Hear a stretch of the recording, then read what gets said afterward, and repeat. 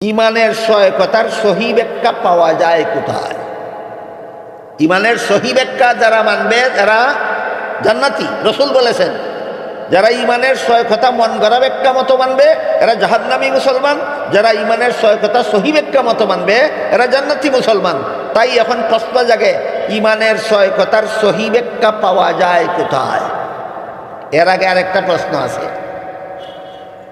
৭২ দলে যে মন গড়া ব্যাখ্যা করলো, মন গড়া ব্যাখ্যা পাওয়া যায় কোথায়? এর আগে শেষ হোক, তারপরে বলবো সহি ব্যাখ্যা পাওয়া যায়।